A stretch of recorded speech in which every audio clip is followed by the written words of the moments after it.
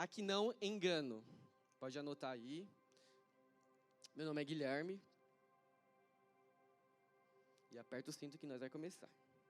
A gente vai ler algumas passagens, porque a gente está na igreja, né? Então a gente gosta muito de Bíblia. Eu vou passar todas as referências antes de a gente abrir elas. E eu não vou ler todas elas ao mesmo tempo. Então a primeira vai ser Marcos, capítulo 3, do 22 ao 27. Essa é a principal, é o versículo base. Depois a gente vai ler Apocalipse 20, capítulo 10. Abrevia a palavra, mano, não escreve Apocalipse, escreve AP. Não escreve Marcos, escreve MC. É mais rápido. Apocalipse 12, do 9 ao 12. Mateus 25, 41, MT. Mateus, MT. Depois, Marcos 1, 21 ao 28. E depois, Marcos do 3, 22 ao 27. Vamos começar então. Eu vou fazer diferente, né? Eu vou começar do final para o começo. A gente vai começar por Apocalipse. Apocalipse capítulo 20, versículo 10.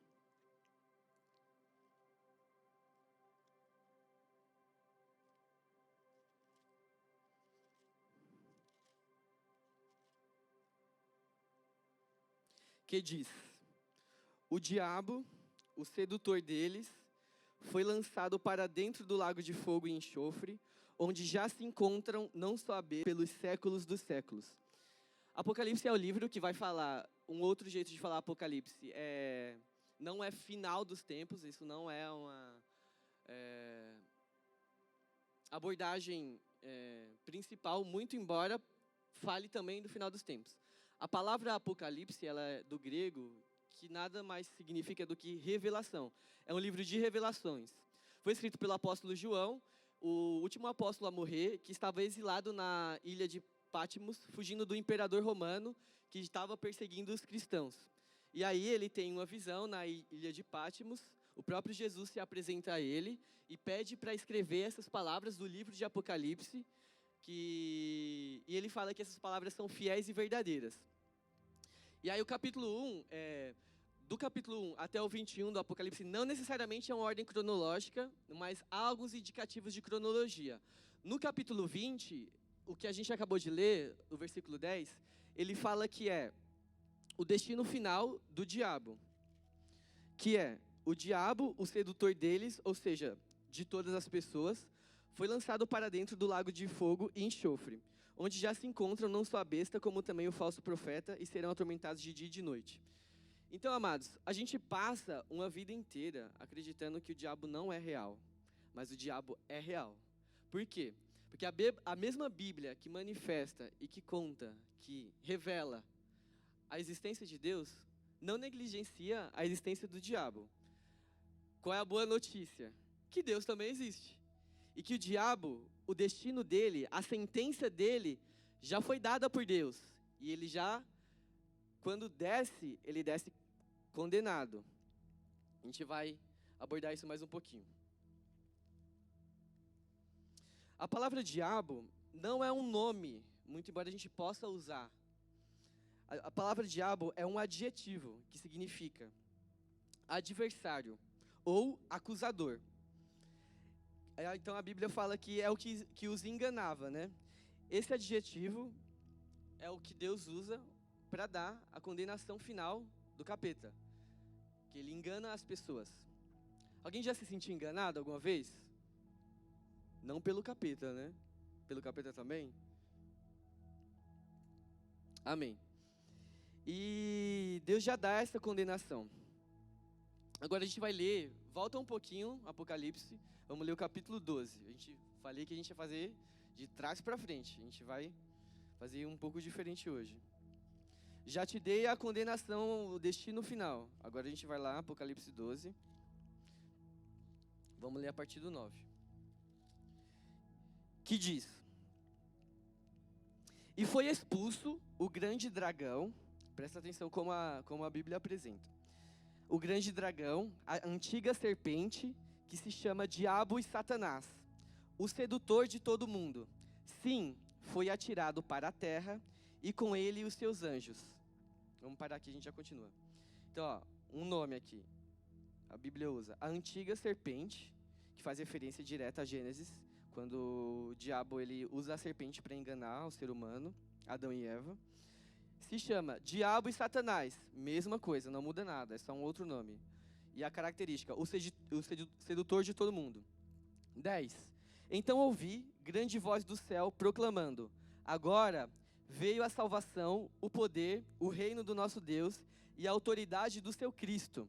Pois foi expulso o acusador de nossos irmãos, o mesmo que os acusava de dia e de noite, diante do nosso Deus. Eles, pois, o venceram por causa do sangue do Cordeiro e por causa da palavra do testemunho que deram. E mesmo em face da morte, não amaram a própria vida. Então vejam, chegou a salvação, lembra que a gente voltou um pouquinho, né? O destino final do diabo é ser condenado pelos séculos dos séculos. Nesse intermédio, a gente voltou um pouquinho, então estamos no tempo presente. E no 9, né? E foi expulso o grande dragão, a antiga serpente, que se chama Diabo e Satanás, o sedutor de todo mundo, sim. Foi atirado para a terra e com ele os seus anjos. Então veja, o diabo, ele tinha acesso ao céu. O diabo, ele não é arqui-inimigo de Deus. Ele é adversário. Eles não são rivais. Eles não ocupam o mesmo espaço. Deus continua sendo soberano. Criou os anjos dotados de uma característica que nós também temos. Quem arrisca dizer o que é? O que te permite tomar decisões e te fez escolher estar aqui hoje. Como chama esse princípio? Deus deu o livre-arbítrio para o homem e para todos os anjos. O diabo, ele tentou contra Deus. A gente vai ler, calma que a gente está fazendo de trás para frente. A gente vai ler como isso aconteceu e quando. E ele era um anjo, tinha uma alta posição e se rebelou contra Deus. E Deus deu uma sentença para ele. A primeira, destituiu ele da posição dele, mas não tirou todo o poder que ele tinha. Ele desceu para a terra. Então, o diabo ele está na terra e ele opera.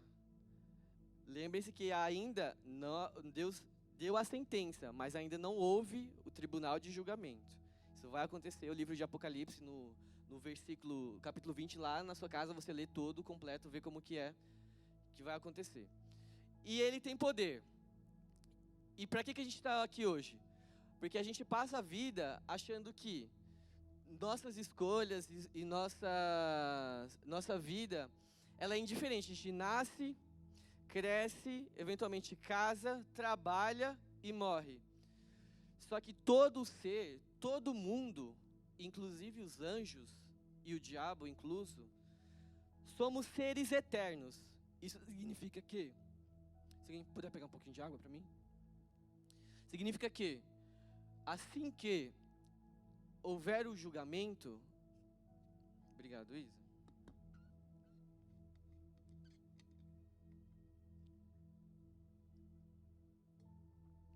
Assim que houver o julgamento, ele vai sofrer a condenação, mas ainda não chegou esse tempo. Todos nós somos dotados do livre-arbítrio, que é um princípio que Deus deu. E Deus, ele não passa por cima da própria palavra. Então, a pessoa que decide tomar uma decisão, e a liberdade que Deus dá, ela é ampla. A liberdade que Deus dá é, inclusive, de rejeitá-lo. De você, por ser filho de Deus ou criação de Deus, não é obrigado a servi-lo nem amá-lo. Deus, ele se apresenta, e a gente vai ver isso, o tempo todo para o ser humano. Você vê que Deus escolhe um povo, o povo de Israel, e o tempo todo ele fala: ouve Israel, o Senhor teu Deus é o único Senhor. Mas não os obriga a segui-lo. O povo o tempo todo pode se rebelar, a gente se rebela. E não é muito difícil entender essa característica no ser humano. Porque, por exemplo, eu ainda trabalho isso em mim, com a graça de Deus, Mas eu era uma pessoa muito orgulhosa e muito rebelde. Eu era ainda sou um pouco muito difícil de submeter. Então, a autoridade que está acima de alguém ou está em alguém, a gente reconhece e por isso se submete. Mas Deus mantém o princípio que Ele colocou, o nosso livre-arbítrio de escolhê-lo ou não. E a palavra Satanás, que ela também usa aqui no capítulo 12, significa, esse sim é um nome, por exemplo. O diabo seria um adjetivo. Isso aqui seria um substantivo, mas significa adversário ou inimigo, porque ele se opõe a Deus. A Bíblia, ela não se propõe a ser um tratado científico, nem um tratado literário, não é um conto de histórias e nem é um livro de fantasia. A Bíblia, ela é a palavra de Deus. E é por isso que quando a gente lê, a gente pode confiar na veracidade daquilo que está sendo dito. A Bíblia, ela não contém a palavra de Deus. A Bíblia é a palavra de Deus. Então, da mesma forma que Deus se revela e se apresenta através da Bíblia, outras coisas também que fazem sentido para a existência humana, Deus também apresenta. E nem tudo que a gente vai, por exemplo, e é possível perceber isso, descobrir e conhecer, vai estar na Bíblia. Por quê? Porque Deus dotou o homem de inteligência também, de descoberta. Por isso que a gente estuda a ciência, por isso que a gente cria os contos, a fantasia. Deus, primeiro, ao longo da história, você pode ver a partir de Gênesis, se revelou através dos profetas. Posteriormente, então tinha um homem que era separado, vamos assim dizer, e ele comunicava a vontade de Deus. Isso antes da Bíblia existir como a gente conhece hoje. Depois disso, os sacerdotes. Posteriormente, os reis. Até que, em algum momento da história, o próprio Deus se revela. O próprio Deus encarna, sai da terra, vem, nasce como qualquer pessoa, mas de um nascimento virginal. Não houve relação sexual para que Maria engravidasse. O relacionamento, não houve uma relação sexual. Deus planta Jesus no ventre de Maria. O anjo anuncia a chegada de Jesus, inclusive o nome de Jesus, Deus determina através do anjo. E esse é o nome do Deus da Bíblia, Jesus. Este ponto é central para o cristianismo. O Deus da Bíblia se revela e tem um nome, e esse nome é Jesus. Amém? E a partir de Jesus, ele chama para si a responsabilidade, sendo Deus. Então ele vem como filho, ele cresce como todo mundo, eventualmente estuda como todo mundo, tem um ofício como todo mundo, até que quando chega lá pelos seus 30 anos, ele começa a exercer o ministério e pregar aquilo que hoje a gente prega. Então nada mais a gente faz na igreja, a própria Bíblia, do que revelar o Cristo, revelar Jesus. Ele mesmo se revelou, então tudo que a gente faz é para revelar Jesus. Antes, todo o povo vivia num tempo de ignorância, até que o próprio Deus se revela. E João, esse que escreveu Apocalipse, tem um evangelho no nome dele, ele fala, o Filho de Deus. O João Batista, por exemplo, fala, eis o Cordeiro de Deus que tira o pecado do mundo, apontando para Jesus. E João 1, por exemplo, vai falar, ele que era desde o princípio, era Deus e estava no princípio com Deus.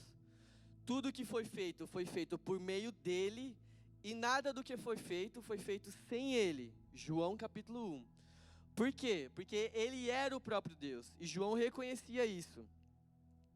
Agora a gente vai voltar um pouquinho lá nos evangelhos, e ler Mateus capítulo 25. Saindo lá de Apocalipse, Mateus é o primeiro livro do Novo Testamento. versículo 41.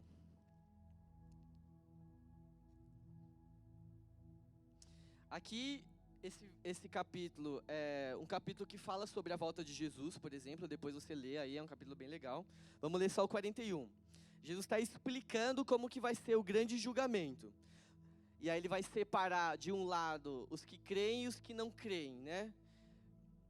41. Então, o rei, com R maiúsculo, ou seja, não é qualquer rei, o próprio Deus aqui, dirá também ao que estiverem à sua esquerda: apartai-vos de mim, malditos, para o fogo eterno, preparado para o diabo e seus anjos. Então Deus, o inferno também é uma criação de Deus. O inferno não existe antes de Deus. Só Deus, ele é eterno. Só que ele gera seres dotados para a eternidade. Toda a criação tem um início. Logo, passamos a existir no tempo cronológico, o tempo cronos. O tempo de Deus na eternidade é o tempo kairos. Então o inferno, ele também foi algo criado por Deus. E o versículo 41 revela o porquê que foi criado. Para o fogo eterno, preparado para o diabo e seus anjos. Um outro texto que revela a natureza do diabo como sendo um anjo. E eu ficava me perguntando, demorei muito para entender ou para compreender o porquê da existência do inferno, porque não me parecia justo ter uma punição a esse nível. Vocês concordam? Porque lá no final, no capítulo 20 de Apocalipse que a gente leu, ele fala que o diabo vai arder de eternidade em eternidade, assim, pelos séculos dos séculos. Então, assim, não existe morte no sentido que a gente conhece. A pessoa, ela não morre e acabou, puf, existência. Não. A gente aguarda o dia do julgamento de Deus. E porque Deus é um ser eterno, todo pecado cometido, ele é contra Deus. Queria pensar aqui junto com vocês, daquilo que a gente popularmente conhece, por exemplo, 3 características, sei lá, me fala um aí pra gente achar 3. Características de Deus, por exemplo. Fala uma. Deus é santo. Muito importante. Que mais? Que mais? Que Deus é? Segundo a Bíblia revela. Deus é soberano. Deus é justo, onipresente. Todas essas características a Bíblia revela. Vamos pegar 3. Deus é justo, Deus, ele é eterno e Deus é santo. A santidade de Deus revela que não há em Deus resquício de pecado. Deus nunca pecou. Jesus, encarnado como homem, nunca cometeu um pecado. Isso é muito relevante para a Bíblia. Deus também é um ser eterno. Significa que ele sempre existiu. Eu sei que é um conceito muito difícil para a nossa mente compreender, porque nós somos seres que um dia passamos a existir. Mas Deus é um Deus que é. Deus é. Deus não foi, Deus não será. Deus é, desde a eternidade. Que a gente não sabe como é, assim. A Bíblia, ela dá vários indicativos. Mas Deus, o Deus da Bíblia, ele não pode ter sido criado. Porque se ele é um ser criado, então ele não é Deus. Ele é uma criatura, assim como nós. Por isso nós adoramos aquele que é soberano. Deus, ele pode criar todas as coisas. E o que isso tem a ver com o inferno? Sendo Deus, lembre-se que eu comecei falando assim, estou nessa angústia de tentar entender por que a punição é uma punição eterna. Faz sentido alguém que rouba um celular ou que conta uma mentira ali no WhatsApp ser condenado no mesmo lugar de um estuprador ou de um assassino? Não faz muito sentido. E eu ficava me perguntando, por que o inferno existe? A Bíblia a gente acabou de ler. para o diabo e seus anjos. Eles já descem condenados. Não há segunda chance para eles. Mas para a gente há. Vamos chegar lá. Não faz sentido pecados pequenos serem punidos com a punição que é eterna, que dura pelos séculos dos séculos. Todo mundo concorda?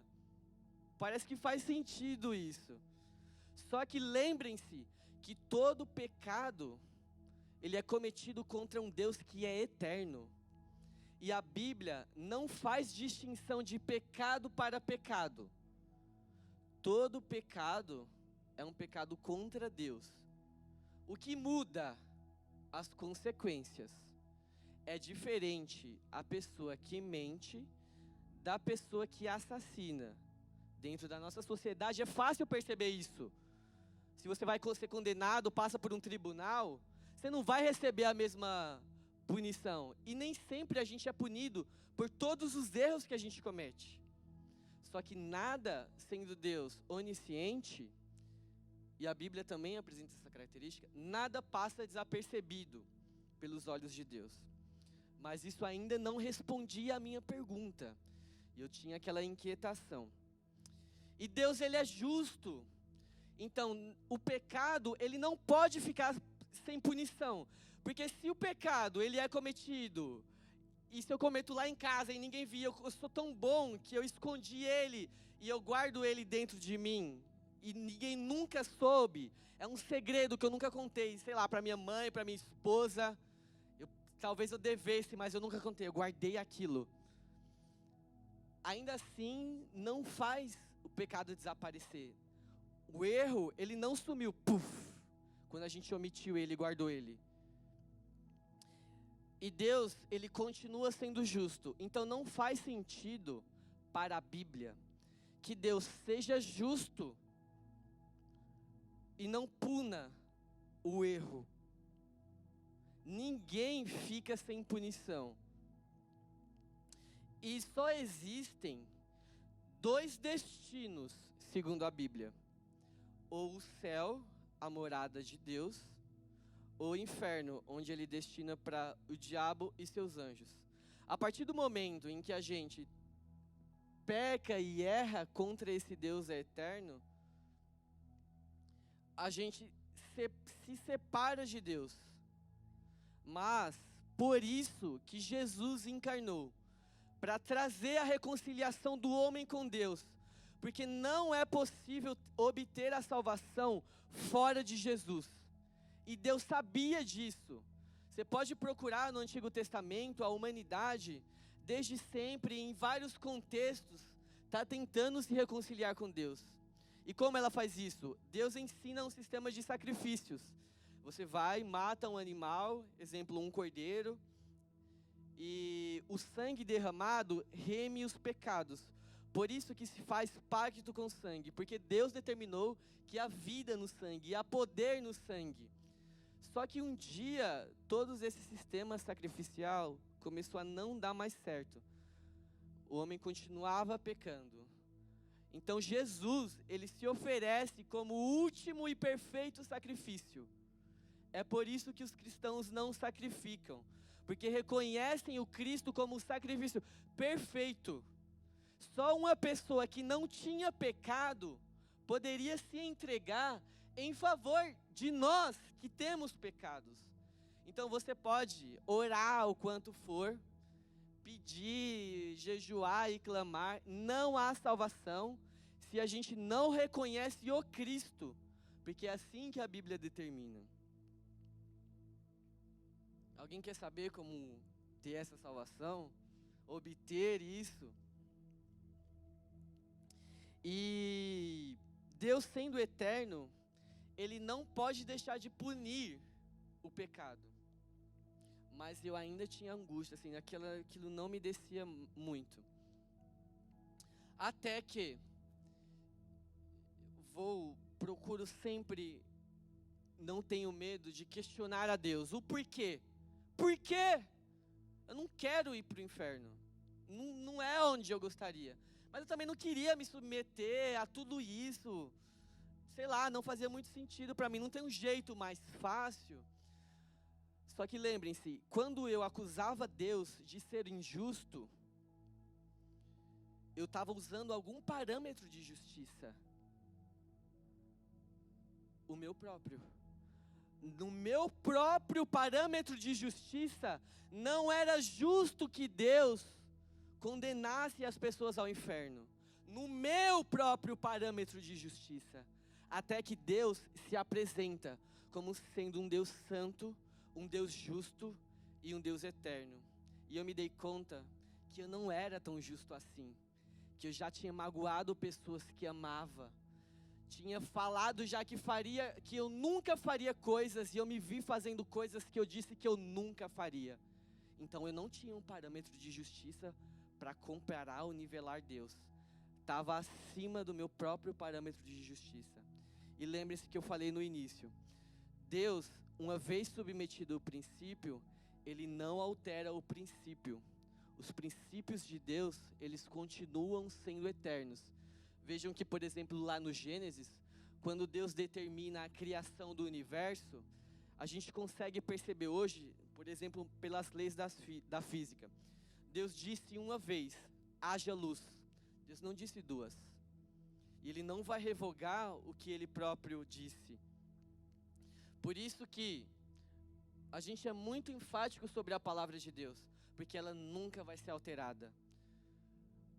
Podem passar o movimento de hoje, a igreja, essa daqui pode ser destruída, a gente pode fechar amanhã, pode levantar um movimento, pode se levantar muitas heresias dentro da própria igreja, por exemplo, falsos líderes, falsos mestres, falsos pastores, mas a palavra de Deus, ela permanece imutável. As palavras que Jesus determinou e falou e compartilhou e que estão registradas, elas não podem ser alteradas, porque Deus, Ele é um Deus que é eterno. Amém? E lembrem-se que parece, quando a gente não conhece, que o diabo ele tem muito poder. Ele tem algum poder, porque Deus permitiu. Agora ele não tem todo o poder. Jesus, ao ser crucificado na cruz, pagou o preço que a gente não podia pagar. E Jesus, além disso, ressuscitou, venceu a morte. Para o quê? Para que nós, ao morrermos, com Ele ressuscitássemos para a vida eterna. Eu me lembro de um dia que eu falei desses parâmetros de justiça que eu tinha, e eu gostava de ficar avaliando tudo, porque eu me sentia... Bom, antes de me converter, nunca tinha roubado, nunca tinha fumado, eu nunca tinha bebido, e eu me achava muito bonzão, assim. Eu falava, mano, eu nunca fiz nada de errado na minha cabeça. Nunca fiz nada de errado, sei lá, nunca prejudiquei ninguém. É muito normal a gente, uma vez você fala um outro palavrão, coisa assim. Não me achava errado. Até que eu vi Jesus e vi que Ele era santo. Eu falei, mano, eu tô todo errado. E mesmo depois de crente, não existe uma chave que liga e desliga, você vai assim, pá, nunca mais vou pecar. Mas a gente aprende na Bíblia as ferramentas de como vencer o diabo, de como vencer as tentações. Existe uma saída para não mentir, que é a verdade. Não existe uma meia verdade, ou é mentira ou é verdade. Existe uma saída, um escape, e Deus permite isso. E eu incomodado com coisas que eu fiz depois de crente, guardando por muito tempo aquilo, eu falei, mano, eu não consigo esconder. Eu posso esconder da minha mãe e do meu irmão que vivem comigo. Mas Deus já viu, mano, não tem como esconder. Deus é um ser eterno, Ele sabe de todas as coisas. E eu me incomodava muito em guardar aquilo dentro de mim. E eu falava, mano, teve um dia que eu falei, vou procurar o pastor Rogério, mano. Eu vou no sentido metafórico, me despir. Eu falei, eu vou contar tudo, mano, eu vou contar tudo. Tudo que eu fiz, o que eu penso. Eu falei, mano, eu não consigo me esconder diante de Deus. E Deus usa as pessoas para ser um canal de bênção, Deus ser um instrumento. Eu falei, pastor, eu sou esse tipo de pessoa, tá ligado? Eu faço isso, já fiz isso, gosto disso e eu quero isso. Demorei algumas horas conversando, o pastor me ouviu, no final nós oramos, amém. E eu tinha aquele incômodo porque eu falava, mano, eu não quero esconder de Deus.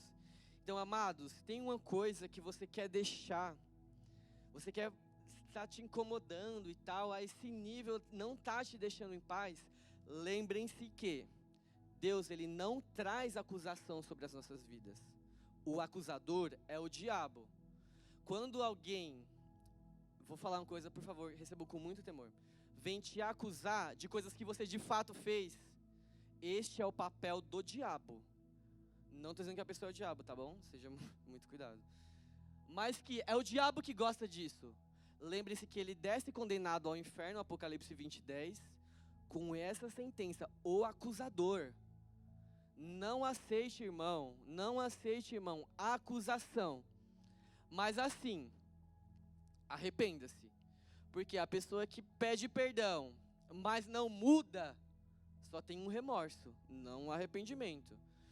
O arrependimento para Deus é, beleza, fiz aqui, sabendo ou inconsciente, mas eu não quero mais desagradar a Deus a esse nível. Quero agradá-lo. E aí foi por isso, nesse ânimo, que eu falei, mano, chegar pro pastor Rogério e é isso aí. E aí eu sentia, mano, eu acho que eu não tô me entregando para Deus o suficiente. E tava me incomodando ainda.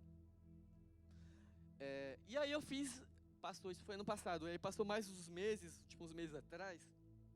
Eu falei a mesma coisa, pastor, preciso conversar com o senhor. E não o bastante a minha própria exposição com ele, eu falei, pastor, se você puder chamar a pastora também. E me expus completamente despido nesse sentido para os pastores. Eu falei, ó, pastor, é isso, eu fiz isso, eu errei nisso, tá ligado? E a gente sempre quer se defender, já pensou? Já viu quando a gente quer contar algum erro, a gente tipo fica criando historinha, é que assim, não, é que eu tava dormindo, é que eu tava com aquela menina lá e que, sei lá, a gente não fala, ó, fiz isso, pá, na lata. Nessa segunda vez eu falei, mano, ó, é o seguinte, é isso, falei diretão. Porque Deus já sabe, eu falei, mano, vou descomplicar para mim mesmo. Quero me livrar disso, eu quero viver outra vida, eu não quero mais ficar com aquilo dentro de mim. Por mais que a gente faça coisas em oculto, que ninguém sabe, a gente guarda por anos, assim, ó, e ninguém nunca vai saber se a gente não contar. Deus continua onisciente. E eu não estava satisfeito ainda com aquilo que eu tinha feito. E eu me sentia muito, não um crente fake, mas talvez incompleto. Não que eu precisasse fazer algo mais, mas eu não estava confortável. E aí eu chamei o pastor de novo. Não chamei, minto. Eu falei, mano, eu vou chamar o pastor de novo para conversar. Mano, sei lá, não sei o que eu vou falar, mas tô aqui, ó, meio agoniado. E aí eu falei, mano, era, tipo, vamos supor, era uma segunda-feira isso. Eu falei, mano, o pastor trabalha, eu não vou chamar ele durante a semana para conversar. Ele tem, tipo assim, mais o que fazer. Sou crente, tô na igreja, tanto faz. E aí numa terça-feira eu vim aqui na igreja no culto de oração. E a primeira pessoa que tava era o pastor. E aí eu falei, mano, acho que eu vou falar com ele sim, na verdade. E aí ele tava, e aí eu vim aqui, fiquei no culto de oração. E no final eu falei, pastor, ó, estou muito incomodado, quero conversar com o senhor. Eu preciso me entregar para Deus. Não sei o que isso significa, não sei o que eu quero fazer. Só que eu estou muito incomodado. Quero me entregar. O que eu faço? O que eu faço para me entregar para Deus? E aí é uma pergunta retórica, né? Não que ele tivesse essa resposta. Ele me contou um pouco da história dele com Deus, como ele se converteu jovem também, das coisas que ele fazia na igreja. E eu falei para ele assim, você pode orar por mim? E aí ele falou, sim, podemos orar. Aí a última coisa que eu falei para ele, eu falei assim, pastor, eu olhei para ele assim, uma coisa muito importante que pauta muito a minha vida. Eu falei, pastor, eu não sei se está todo mundo aqui na igreja fingindo. Eu não sei se eu chego todos os cultos e as pessoas estão fazendo um teatro para enganar não sei quem, talvez elas mesmas, os pastores ou a família, porque Deus não vai enganar, isso eu sei. Não sei se eu estou dentro de um teatro, eu não sei se está todo mundo fingindo, todo mundo mentindo. E eu falei isso para ele, olhando para ele. Eu falei, eu não sei se o senhor está mentindo, mas eu estou sendo verdadeiro na minha profissão de fé. Eu quero me entregar para Deus por completo. E eu me ajoelhei, eu falei, pastor, eu vou me ajoelhar aqui simbolicamente. Ele continuou de pé, né? Como se eu estivesse me ajoelhando diante de Deus, pastor. E aí eu me ajoelhei e eu falei, nem orei assim, eu falei, Deus, eu me entrego. E ele orou por mim e foi isso. Não vi anjo, não desceu fogo do céu, não fui arrebatado. Então, amados, eu não sei qual é o seu nível de cristianismo, o que Deus está te chamando, qual o incômodo que você tem dentro de si, mas Deus, Ele não vai passar por cima dos próprios princípios para te agradar. Eu queria dizer que sim, para mim ia ser muito mais fácil, porque eu também me submeto a coisas que eu não quero. Eu também faço coisas que eu não gostaria, mas faço pedindo para Deus, Deus, eu ainda tenho um coração muito rebelde. Por favor, molda o meu coração. E para encerrar, Jesus contou muitas parábolas, né? Eu vou contar uma parábola para vocês. Então, todo mundo sabe o que é uma parábola, né? É uma história que ela não é verdadeira, essa história não aconteceu de verdade, mas é uma mensagem, é uma metáfora, vamos dizer assim. E eu vou contar uma parábola. Essa parábola não fui eu que criei, foi o Reinhard Bonk, e eu ouvi ela através do evangelista Daniel Kolenda. E vocês vão me ajudar, por favor, tamo junto aqui, tá? Quando eu pedir, vocês respondam. Amém? Fala mais alto. Aê, vamos embora. E eu falei assim, havia uma história de um homem, ele tinha uma mansão, e essa mansão tinha 10 quartos, 10 cômodos. Esse cara muito rico, uma mansão top demais. 5 em cima e 5 embaixo. Vivia tranquilo na mansão dele. Até que um dia, ele ouviu uma batida na porta, assim, ó. Quem será? Ele abriu a porta, Jesus apareceu para ele. Ele falou, Jesus, pode entrar, por favor.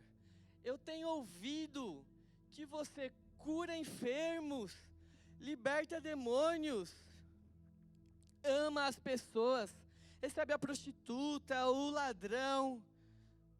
Pode entrar, fica aqui comigo, ó. Como você veio até aqui, eu vou deixar você na suíte master, no meu próprio quarto. Fica lá. Cama top, closet, a jacuzzi, o que mais tem na suíte top aí? Lençol confortável, janela vista panorâmica. Jesus ficou lá. Até que uma terrível batida, anoiteceu uma terrível batida na porta dele de novo. Beleza. E ele, mano, quem será essa hora da noite? Sabe quem que era? Quem? Capeta. E ele falou, capeta, não, você não vai entrar aqui. Eu ouvi as coisas que você faz. Você engana as pessoas, mente para as pessoas, manipula as pessoas. Depois você faz tudo, você larga elas lá no opróbrio, no lixo. Eu não quero você aqui. E ele ficou discutindo ali, o capeta querendo entrar, ele não deixava. E foi uma noite muito cansativa para esse homem, ele não tinha mais argumentos, não tinha mais forças para resistir. E ele empurrando a porta, só que o capeta colocou um pezinho na porta e não deixou mais o cara fechar. Amados, o diabo ele não precisa de muito. Se você der uma brechinha para ele colocou o cotovelo na porta, escancarou a porta, lutou com o homem, aquele homem cansado, enchendo ele de tentações e de coisas imundas, coisas das quais o homem depois se arrependeria. Ficou a noite toda lutando com ele. Quando amanheceu o dia, foi clareando, ó, puff, o capeta correu.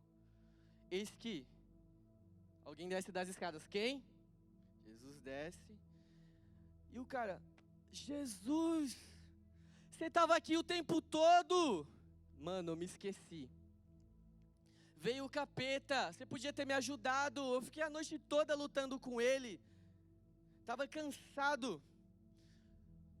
Ué, sim, Jesus disse: mas você só me deu um cômodo. Ali, verdade, Jesus. Seguinte, daqui pra frente vai mudar. 5 cômodos de cima são seus. 5 de baixo é meu, tá tudo certo. Combinado. Até que chegou de noite, uma batida na porta de novo.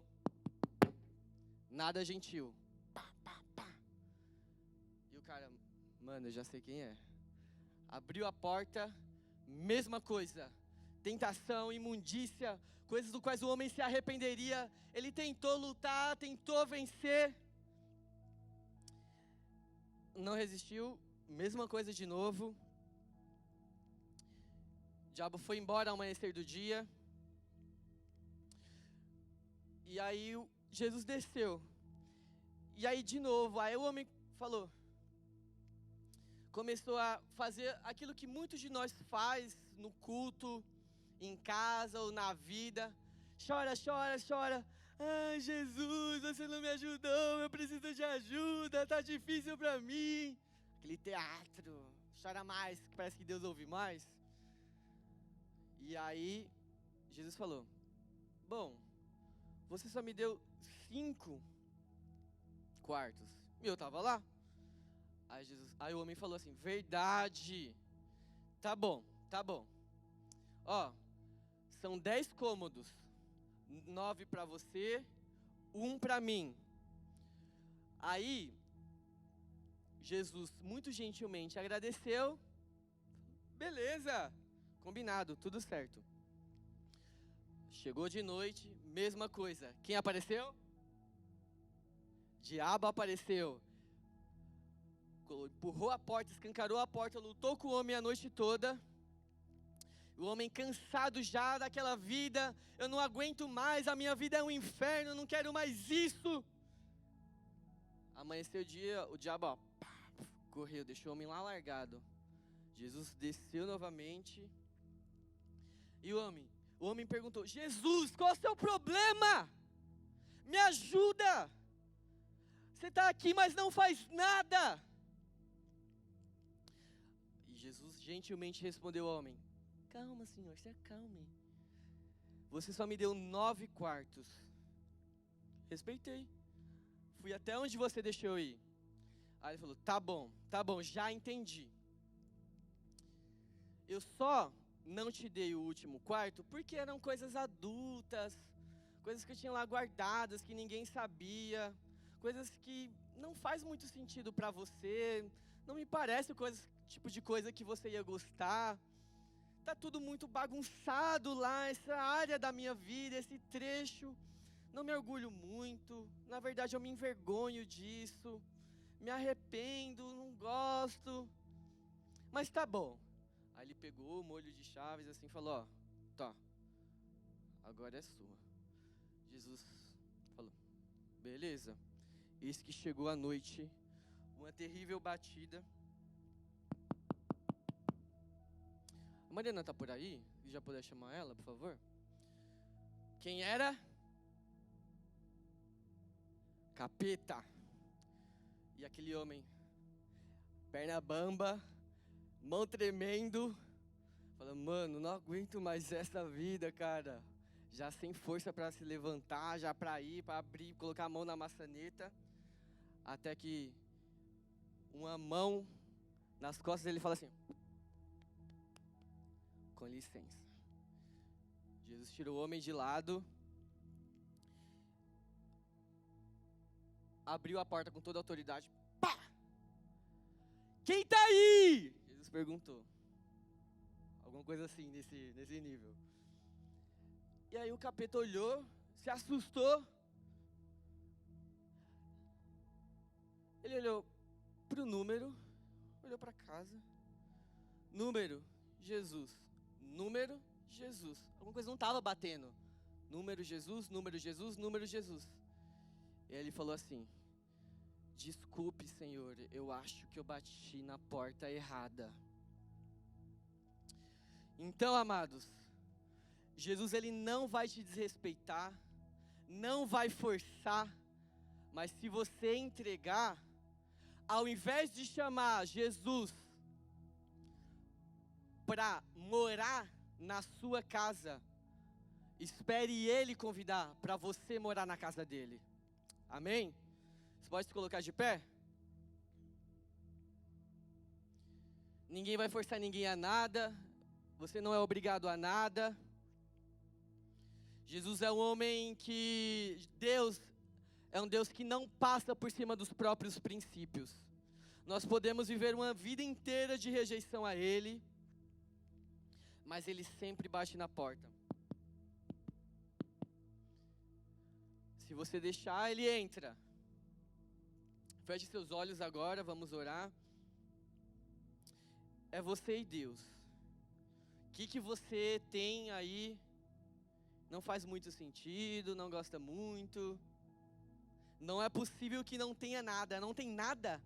Nada que falta entregar. Nada que você possa dar. Senhor, obrigado por esta oportunidade. Obrigado, Deus, pela Tua palavra, Senhor.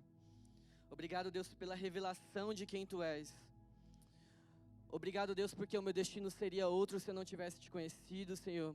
Eu sei as coisas que eu penso, eu sei as coisas que eu gostaria de fazer. Mas, Senhor, eu tomei uma decisão e ela vale para a minha vida inteira, Senhor. Eu vou andar sempre na Tua presença, Jesus. Se ninguém hoje se converter, Senhor, eu me converterei mais ainda, Senhor. Se todo mundo Te rejeitar, Senhor, não só aqui como no mundo, Senhor, eu continuarei Te amando, Senhor. Não quero, Senhor, ficar famoso, Senhor. Eu não quero aplauso, Senhor. Não quero uma vida boa, não quero uma vida confortável, Senhor. Tudo isso é muito bom. Mas se não tiver o Senhor, Senhor, a minha vida nunca vai estar completa. Eu nunca vou estar satisfeito.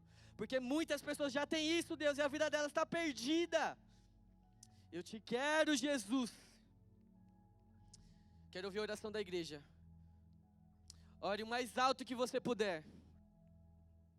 Faça esse esforço, algo que ninguém pode fazer por você. Só você pode orar por você, só você sabe o que você fez.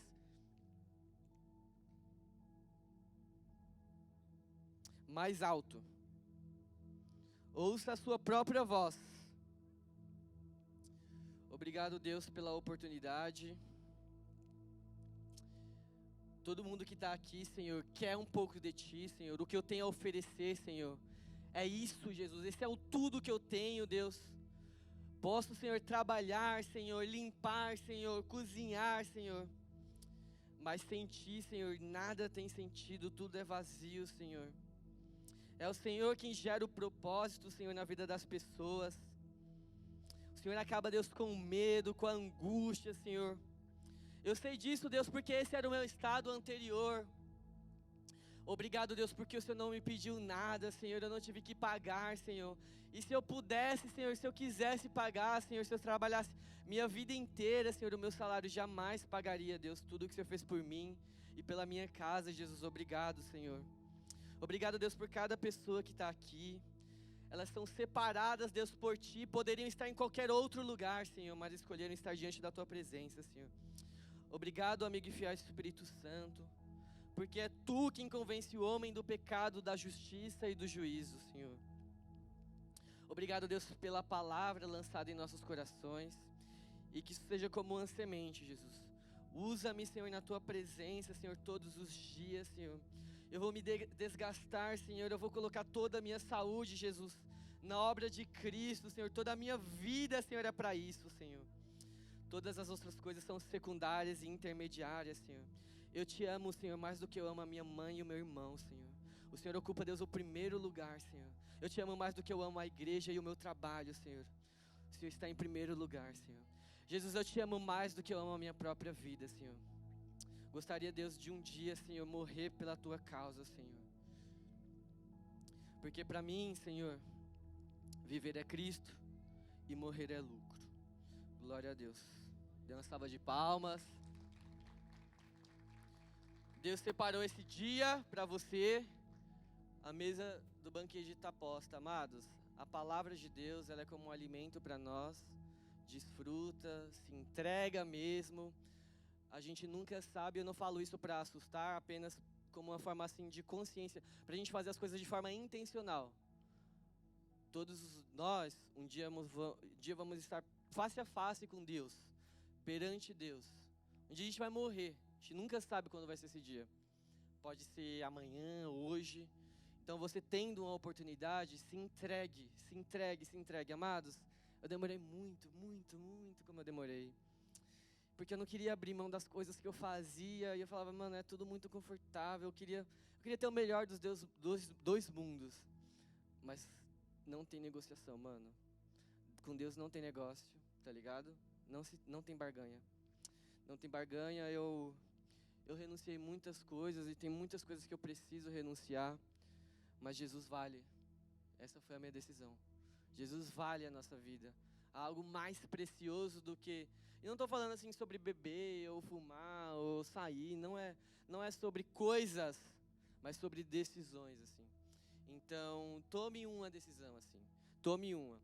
Só para fechar agora, falei para vocês que eu era muito rebelde mesmo estando na igreja, meu coração super duro. O pastor Mesaque veio pregar e eu falei assim. Ele falou assim, vamos abrir a Bíblia em exemplo, tá? Salmo 23. Eu falei, mano, de novo? Eu já conheço isso. É meu coração assim, super revoltado. Beleza, sentei, vamos abrir. E aí o Espírito Santo falou no meu coração, você quer que eu escreva outra Bíblia para você? Pergunta retórica, né? Eu já sabia a resposta. Então, amados, essa é a palavra de Deus. Ame ela, conserve ela, pregue ela, porque ela é infalível. Eu falei para Deus, Deus, o que eu vou pregar? Aí Deus perguntou para mim de volta, né? Porque eu falei, mano, eu quero ver conversão. Seguinte, papo reto, é isso. Quero ver pessoas se convertendo. Mas o que eu falo, mano? Como é que as pessoas se convertem? Eu não sei como falar. E aí Deus perguntou de volta para mim. Você vê, né? É o tratamento de Deus comigo. Eu faço 1 bilhão de perguntas para Ele e Deus sempre me devolve alguma pergunta para eu pensar. Deus perguntou para mim, você se converteu? Eu falei, olha, eu acho que sim. Não sou lá um dos melhores, né? Mas eu acho que sim. Então, amém. Só pregue a palavra, porque a mesma palavra que você se converteu e você se sujeitou a ela, outras pessoas vão se sujeitar. Então, essa palavra é para você. A Bíblia, ela nunca vai mudar. Muitas pessoas vão se levantar para querer atualizar. É uma palavra muito incômoda, porque ela confronta o caráter direto do ser humano. Tem coisas que a gente realmente não gosta, mas ela vai se manter. Amém? Glória a Deus.